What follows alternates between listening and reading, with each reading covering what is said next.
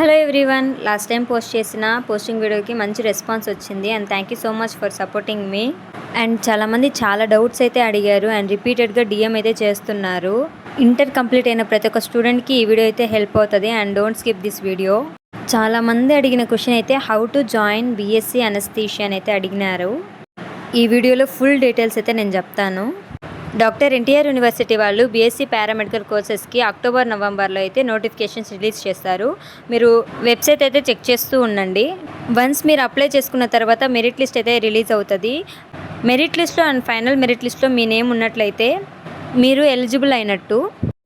Web ఆప్షన్స్లో మీకు ఏ course కావాలి అండ్ ఏ కాలేజ్లో కావాలనేసి మీరు పెట్టుకోవచ్చు.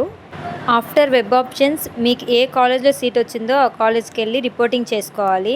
ఒక్క విషయం గుర్తుపెట్టుకోండి, బీఎస్సీ అనస్థీషియాకి గవర్నమెంట్ కాలేజ్లో సీట్ కావాలంటే ఇంటర్లో 930+ మార్క్స్ ఉంటేనే మీ గవర్నమెంట్ సీట్ అయితే వస్తుంది.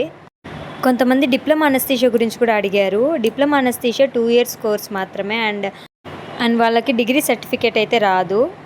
బీఎస్సీ అనస్థీషియా బెస్ట్ అని అడుగుతున్నారు జాబ్ పరంగా.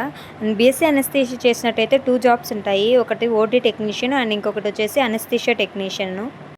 బీఎస్సీ పారామెడికల్లో 13+ కోర్సెస్ అయితే ఉన్నాయి. మీకు ఏ కోర్స్ కావాలో అది మీరు సెలెక్ట్ చేసుకోవచ్చు. ఈ వీడియో ఇంటర్ బైపీసీ కంప్లీట్ చేసిన ప్రతి స్టూడెంట్కి షేర్ చేయండి. Follow for more videos.